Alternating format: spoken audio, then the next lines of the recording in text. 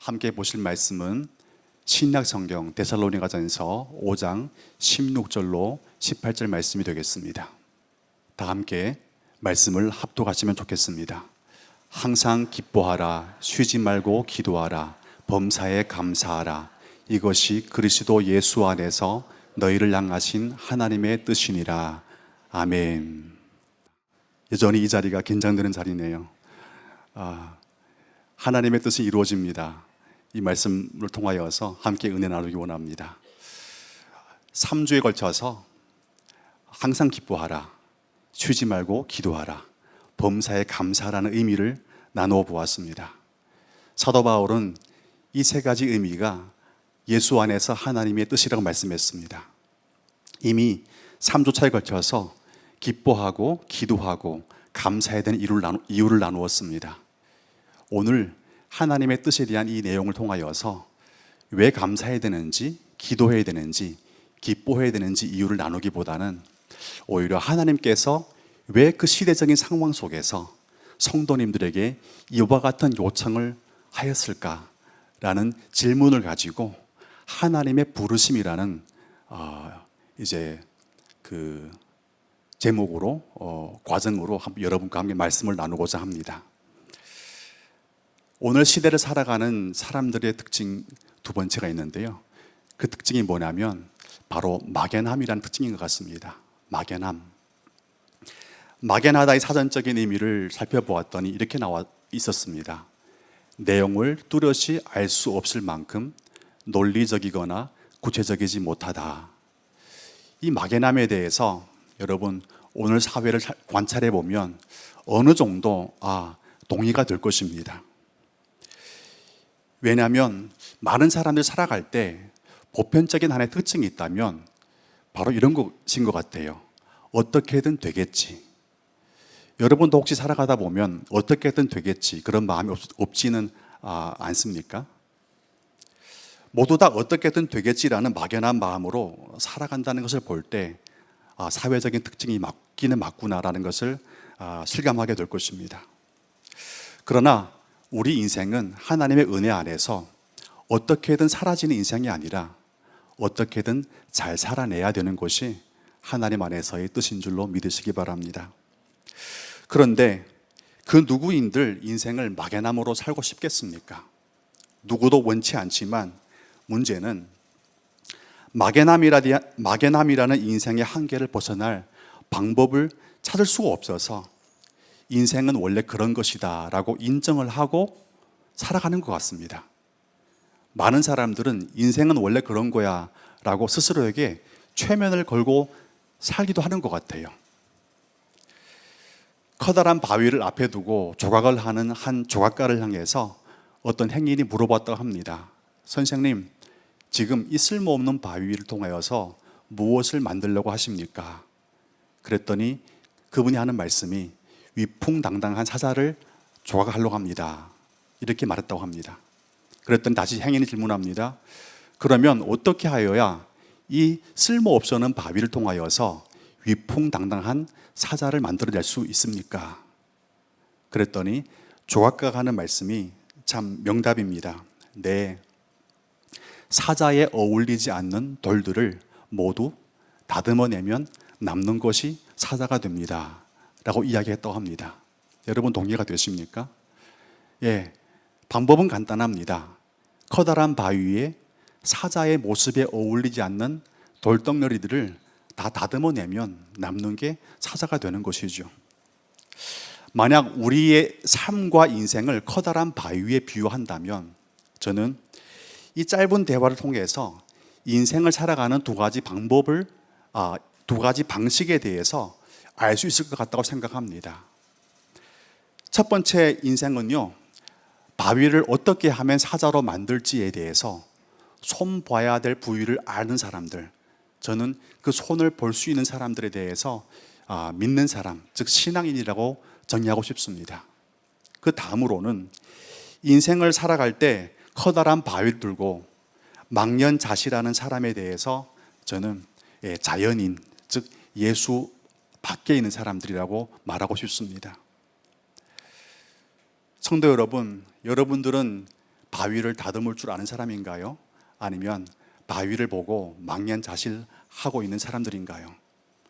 이 예배 드리고 나서 여러분의 인생이 바위 같더라도 여러분의 손에 의해서 다듬어지어 사자가 되어지는 은혜를 경험하기를 주님의 이름으로 축복을 드립니다.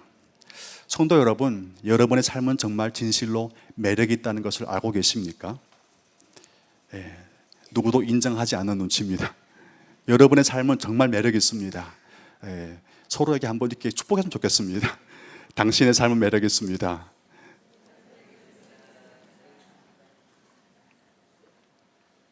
아멘입니다. 마태복음 5장 13절 15절에 보니 왜 우리의 삶이 매력 있는지에 대해서 설명해 주고 있습니다. 제가 읽겠습니다. 너희는 세상의 소금이니 소금이 만일 그 맛을 잃으면 무엇으로 짜게 하리요?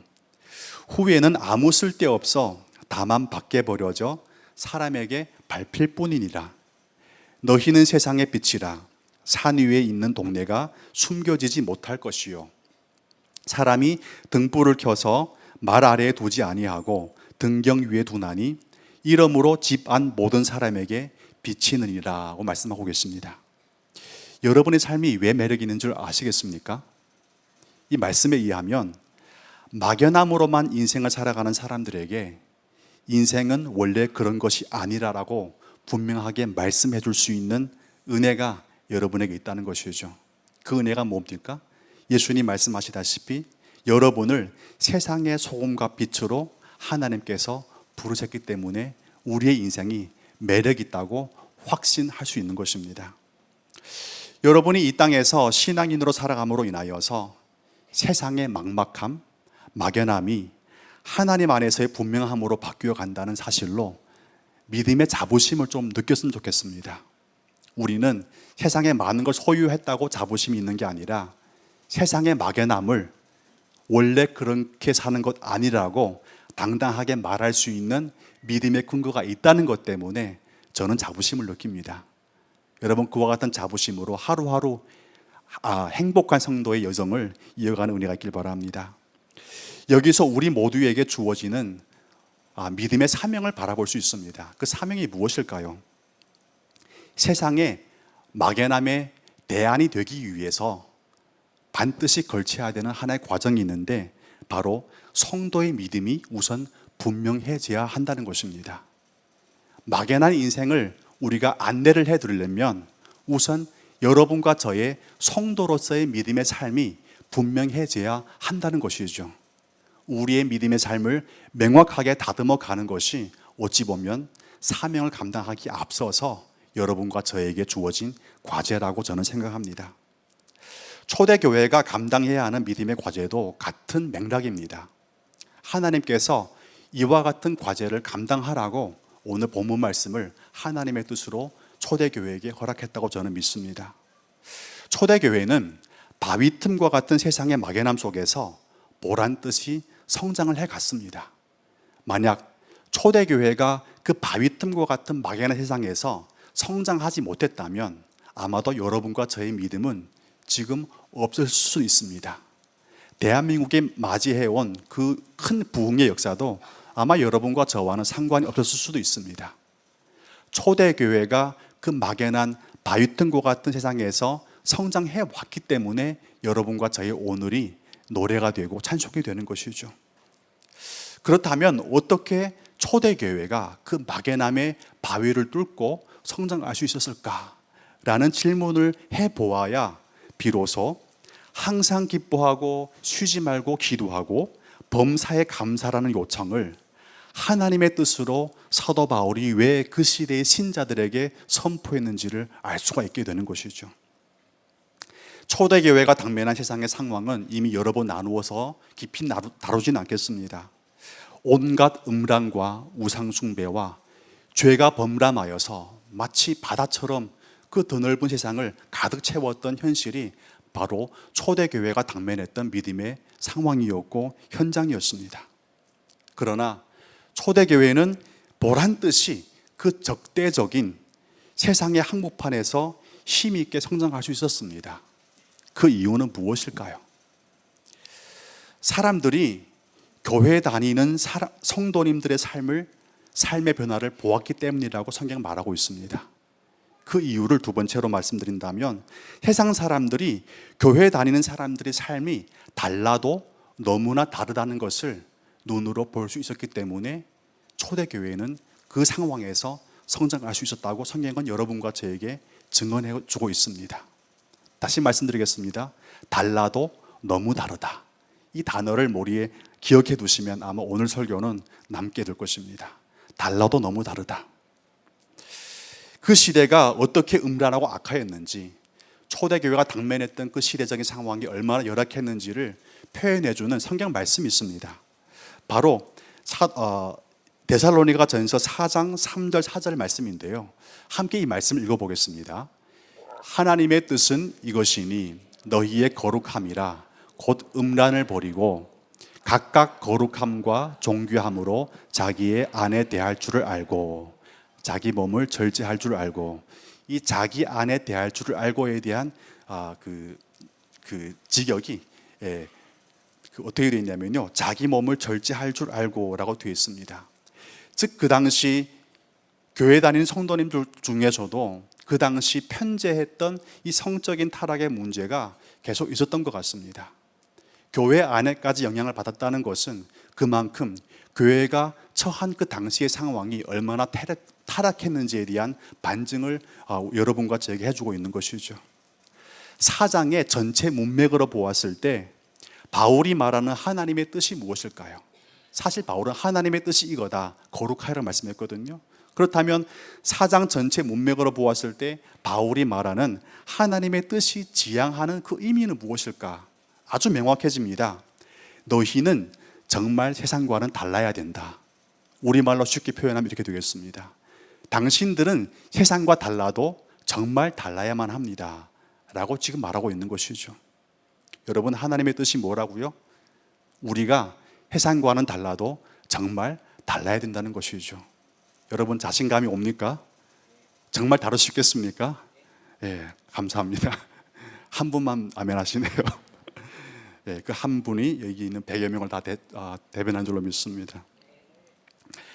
왜 그 당시 많은 사람들이 엄청난 대가를 지불하고 기꺼이 핍박받는 소수인 기독교인이 되기를 선택했을까요? 기독교인이 되어서 얻어질 게 아무것도 없는데 왜 그 당시 수많은 사람들은 기꺼이 핍박받는 소수가 되어 갔을까? 사람은요, 아름다운 것을 보기 전까지는 변화되지 않는다고 합니다. 지금 내가 가지고 있는 최고보다 더 아름다운 것을 바라볼 때 비로소 사람은 기꺼이 대가를 지불하고 그 아름다운 것을 취할 수 있다고 말하고 있는 것입니다. 왜 그 당시 사람들은 그 핍박받는 소수의 자리에 기꺼이 참여했을까요? 그들이 가지고 있는 수많은 것보다 더 아름다운 것을 보았기 때문에 그렇습니다. 그렇다면 그 수많은 사람들이 이게 아름다운 것으로 증거되었던 그 현실은 무엇입니까? 바로 초대교회를 살아갔던 성도님들의 믿음이었다는 것이죠. 초대교회 성도님들은 가장 실패할 수밖에 없는 자리에서 가장 풍성한 삶의 아름다움을 살아냈습니다. 그리고 그 삶이 어두운 시대를 비추기에 충분할 만큼 분명했기 때문이라고 저는 생각합니다. 항상 기뻐하라, 쉬지 말고 기도하라, 범사에 감사하라는 성도의 삶의 실천을 가장 잘 표현한 성경 말씀이 있습니다. 바로 고린도후서 6장 10절 말씀인데요, 이 말씀을 함께 읽어보겠습니다. 근심하는 자 같으나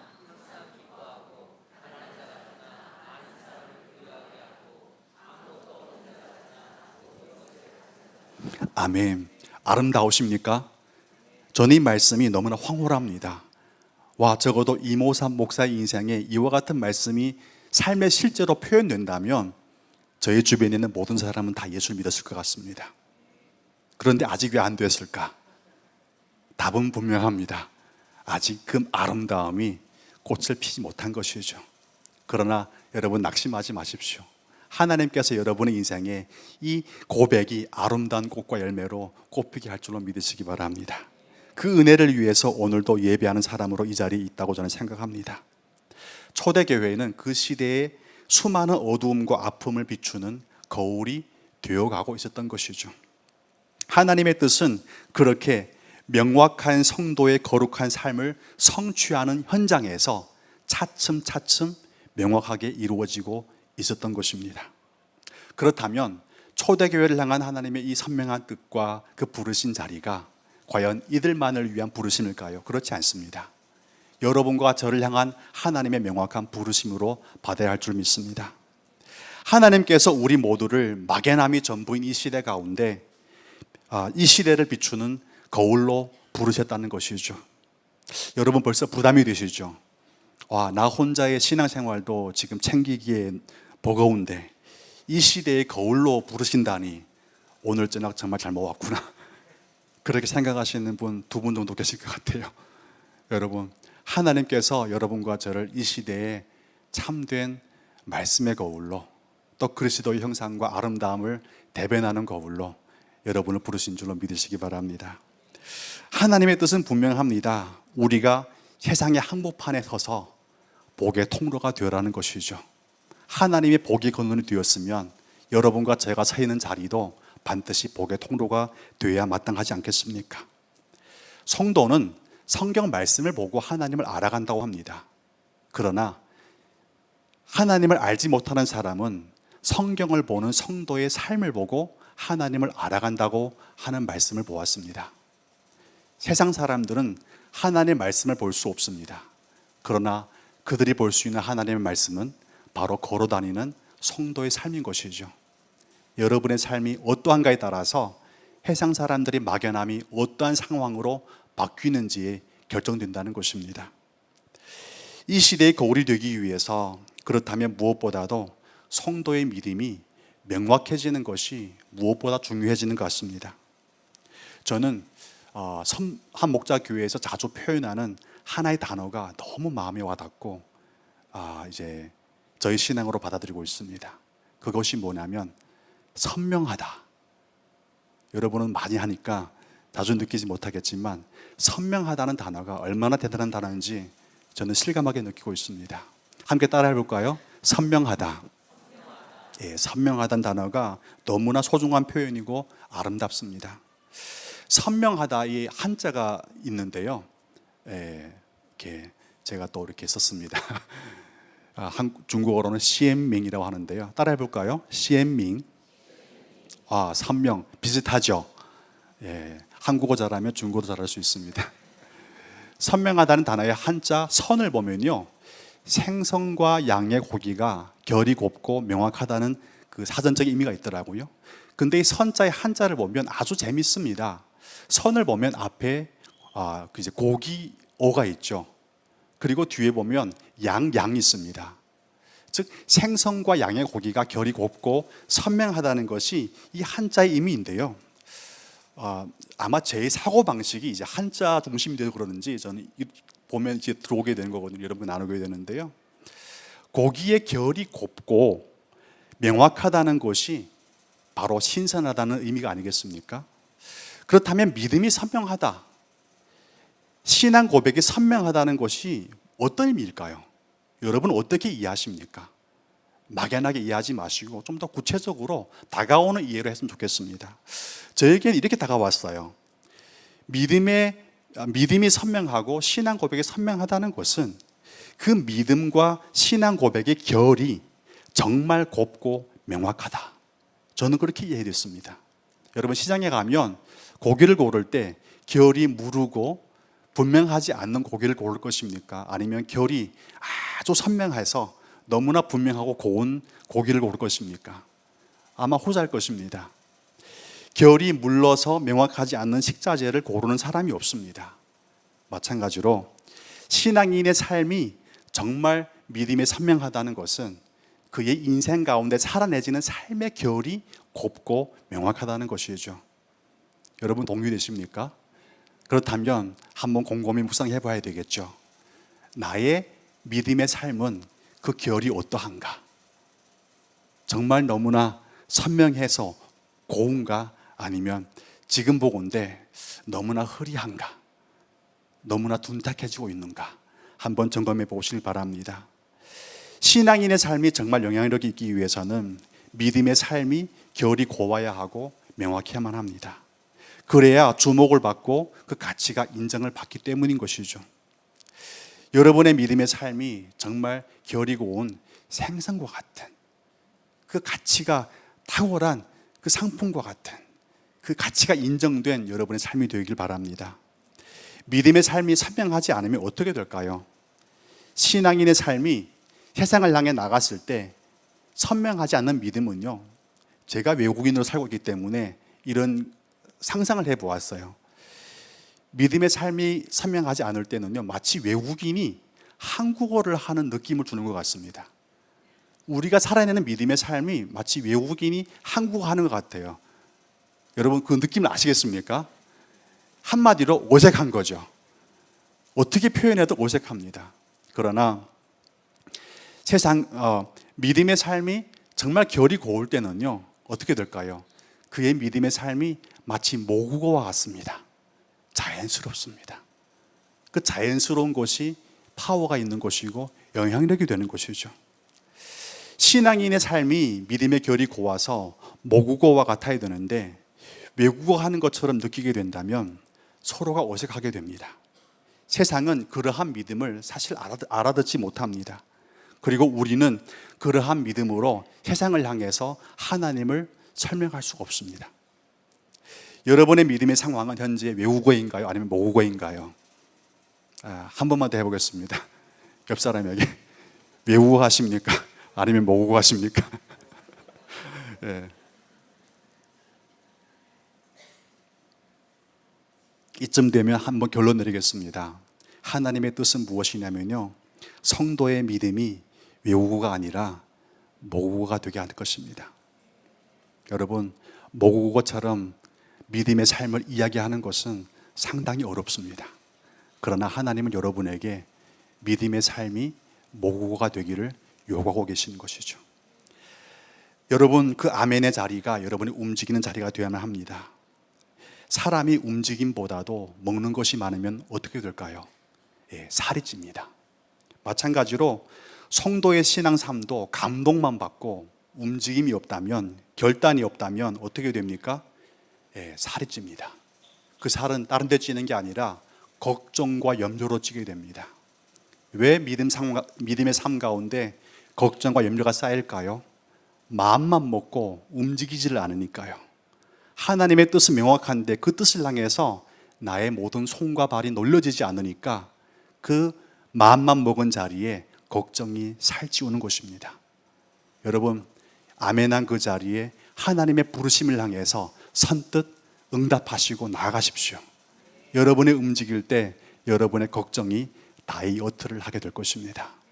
가만히 방치하면 아멘만 할 때 행복할 뿐이지 이곳 나가면요, 그 살이 더 붙게 되어 있어요. 여러분의 믿음 가운데 염려와 걱정을 없애게 하는 가장 좋은 방법, 하나님의 부르심이라면 언제든지 주님, 내가 이겠사오니 나를 부르소서, 응답하겠습니다 라고 움직이는 그 자리가 여러분의 인생 가운데 안정감을 확인하는 최고의 자리인 줄로 믿으시기 바랍니다. 움직이면 무엇이든지 되겠지만 하나님 앞에 감동받고 아무것도 안 하면 사실 아무것도 이루어지지 않습니다. 하나님의 뜻은 무엇일까? 이미 명확해졌습니다. 하나님의 뜻은 성도의 믿음이 그리스도를 닮아서 선명하게 되는 것. 여러분, 믿음 중에 믿음이 누구의 믿음일까요? 바로 예수님의 믿음. 예수님의 믿음에는요, 모호함이 없습니다. 예수님의 믿음은 항상 정확무오하시고 그분의 믿음은 선명하셨습니다. 하나님의 뜻은 여러분과 저의 삶의 여정이 예수님을 닮아서 그분의 믿음대로 선명함으로 살아가는 것입니다.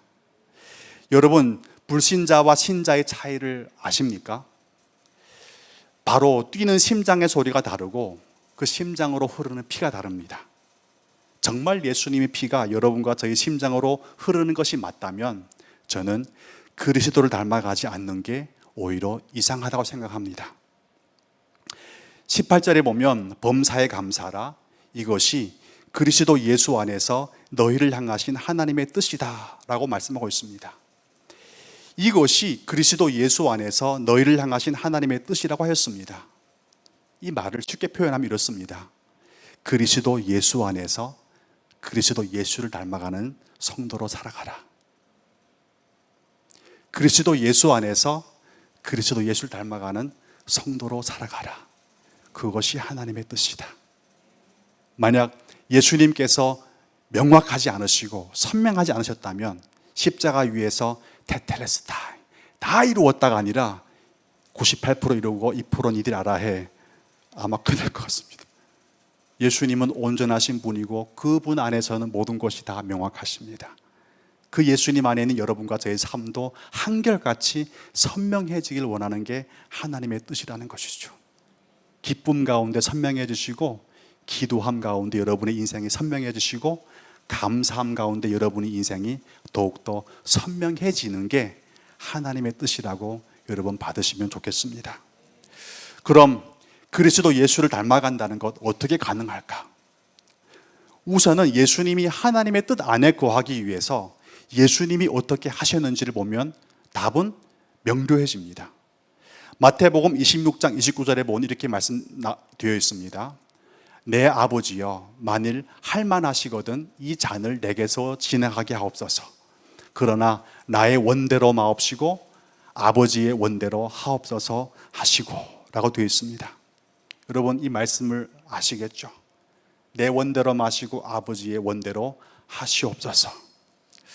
하나님의 뜻에 모든 것을 맡기는 것이 예수님이 취하신 선명한 믿음이었고 삶의 선택이었습니다. 그렇다면 예수님 안에 거하고 예수님을 닮아가는 인생의 그 선택과 선명함이란 무엇이겠습니까? 바로 온전히 하나님 앞에 범사를 올려드리고 그분의 인도를 신뢰하는 것.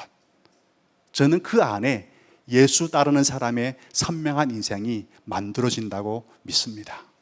우리의 믿음은 내가 만들어가는 것이 아니라 정확하게 하나님 안에 예수님이 거하셨듯이 여러분과 저의 삶도 그 예수님 안에 거할 때 비로소 예수님에 의해서 만들어지는 인생이 성도의 선명하고 결이 곱고 명확한 믿음의 삶이라고 믿으시길 바랍니다.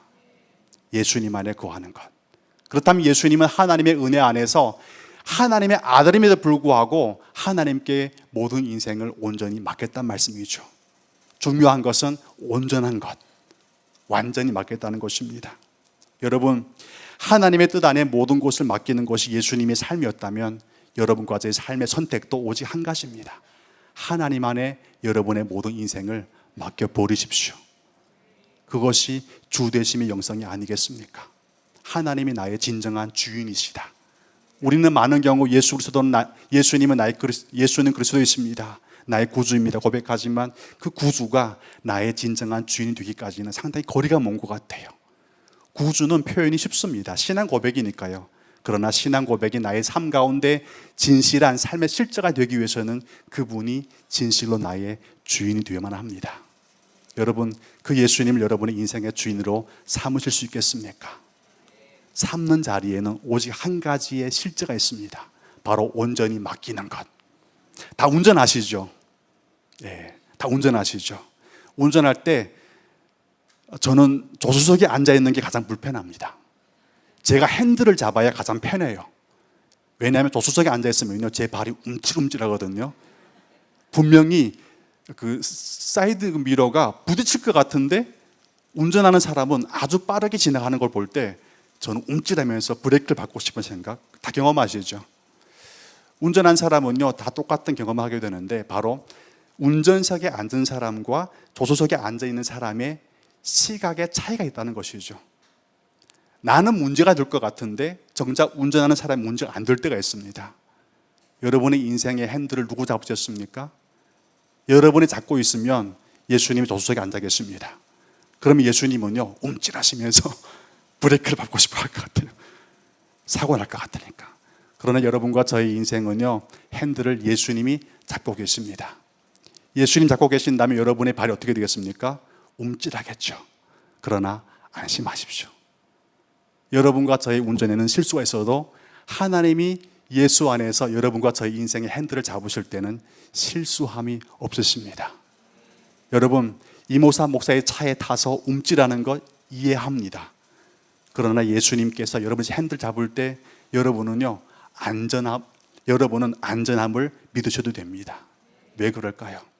그분은 여러분의 인생을 궁극적으로 책임지시는 유일한 하나님이시기 때문에 그렇습니다.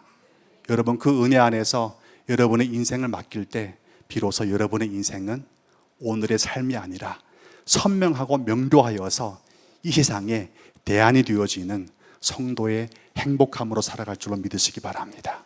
하나님은 그렇게 살라고 여러분과 저의 인생을 부르시고 다듬어 주시고 만들어 가시는 하나님이신 줄로 믿으시기 바랍니다. 함께 그분의 부르심 앞에 찬송을 부르도록 하겠습니다.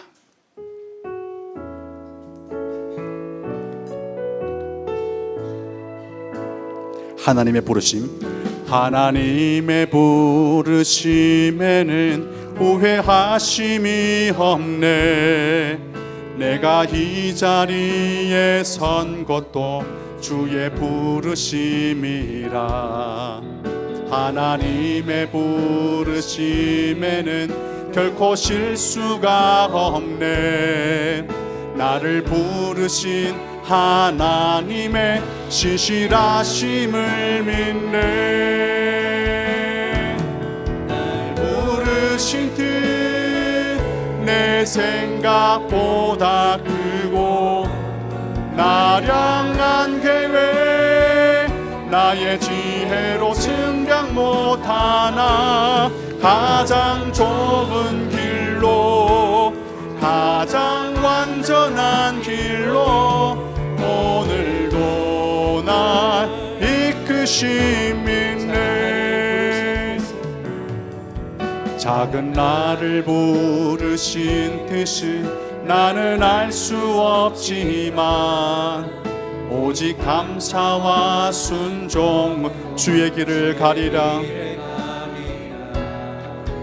때론 내가 연약해져도 주님 날 도우시니 주의 놀라운 그 계획을 나는 믿으며 살리. 날 부르신 뜻 날 부르신 뜻 내 생각보다 크고 나량한 계획 나의 지혜로 측량 못하나 가장 좁은 길로 가장 완전한 길로 오늘 날 부르신 뜻 날 부르신 뜻 내 생각보다 크고 나량한 계획 나의 지혜로 측량 못하나 가장 좁은 길로 가장 완전한 길로 오늘도 날 부르신 뜻 내 생각보다 크십니다. 주님의 은혜를 찬양합니다.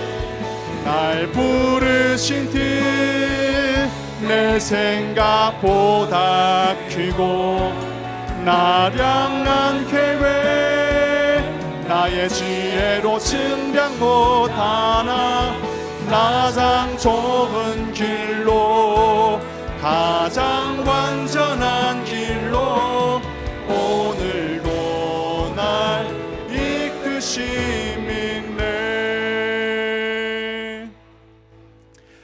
하나님은 우리를 이 시대 가운데 막연함을 대안으로 세우시는 참 빛과 소금으로 부르셨습니다.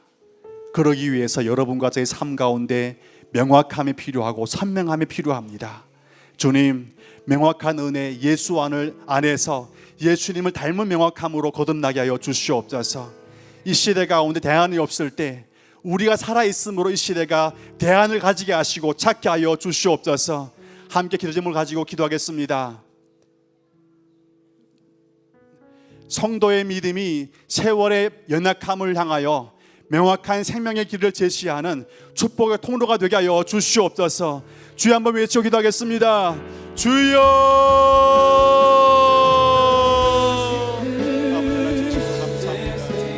함께 해주시옵시 원합니다. 아버지 하나님, 우리 인생과 찾아오신 어떻게든 계신 하나님 삼위하나님 이곳에 향하여서 하나님의 은혜가 충만하게 하여 주시옵소서. 주님, 성도를 세상의 소금과 빛으로 부르셨습니다. 하나님께 성령 성로 빛을 부르셨습니다. 주님의 은혜가 아니면 살 수 없고 주님의 은혜 안에서 우리 삶이 거듭내만 하겠습니다. 아버지 하나님, 그 삶의 거듭남으로 인도하여 주시옵소서. 주님, 예수를 닮아가는 인생으로 거듭나게 하여 주시옵소서. 예수님 참된 선물하라는 인내가 있게 하여 주시옵소서. 주님, 인도하시고 바라보시는 소망이 있게 하여 주시옵소서. 아버지 하나님, 은혜가 안에 살아가는 성도가 있게 하여 주시옵시고, 하나님 성령 은혜가 안에 바라보시는 은혜가 있게 하여 주시옵소서. 아버지 하나님, 오시옵시고 말씀하여 주시옵소서. 아버지 하나님 감사합니다. 여러분, 믿음의 삶이 선명하지 않으면 영향력을 잃어버리게 됩니다. 성도는 하나님을, 성경을 보고 알지만, 그러나 세상은 여러분과 저를 보고 하나님을 알아간다고 합니다. 예수님 앞에 인생의 운전대를 맡겼으면 우리는 온전히 맡겨야 할 이유가 있고 명확한 목표가 있습니다. 하나님의 은혜 안에서 거듭나지 않으면 우리 인생은 세상의 손과 빛이 될 수 없습니다. 함께 기도하기 원합니다. 예수님께 인생의 운전대를 온전히 맡기고 주님께서 이루어주시는 믿음의 큰 일을 보게 하셔 주시옵소서. 주 이름 한번 크게 외치고 통성으로 기도하겠습니다. 주여,